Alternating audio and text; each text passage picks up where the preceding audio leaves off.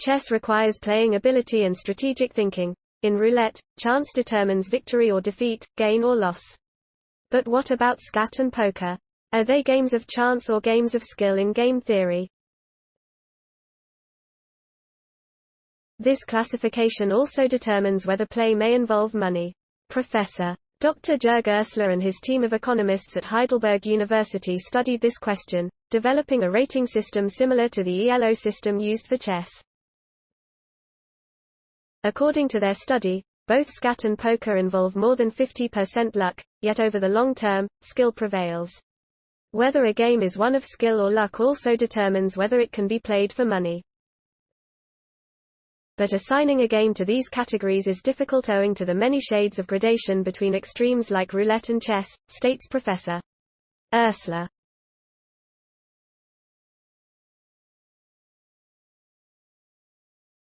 Courts in Germany legally classify poker as a game of chance that can be played only in government-sanctioned casinos, whereas skat is considered a game of skill.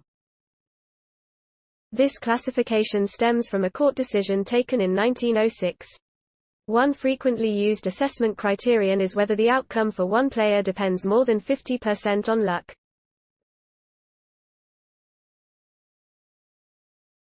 But how can this be measured objectively? It is this question the Heidelberg researchers investigated in their game theoretic study. Using data from more than 4 million online games of chess, poker, and skat, they developed a rating system for poker and skat based on the ELO method for chess, which calculates the relative skill levels of individual players. Because chess is purely a game of skill, the rating distribution is very wide, ranging from 1,000 for a novice to over 2,800 for the current world champion. So the wider the distribution, the more important skill is, explains Dr. Peter Dersch. In a game involving more luck and chance, the numbers are therefore not likely to be so far apart. The Heidelberg research confirms exactly that, the distribution is much narrower in poker and skat. Whereas the standard deviation, the average deviation from the mean, for chess is over 170, the other two games did not exceed 30. To create a standard of comparison for a game involving more than 50% luck, the researchers replaced every other game in their chess data set with a coin toss. This produced a deviation of 45, which is still much higher than poker and skat. Both games fall below the 50% skill level, and therefore depend mainly on luck, states Marco Lambrecht.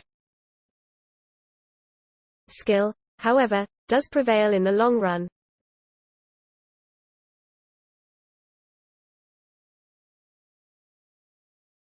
Our analyses show that after about 100 games, a poker player who is one standard deviation better than his opponent is 75% more likely to have won more games than his opponent. In principle, the method can be applied to all games where winners are determined, report the researcher. The percentage of skill in the popular card game Mau Mau, for example, is far less than poker, whereas the Chinese board game Go involves even more skill than chess.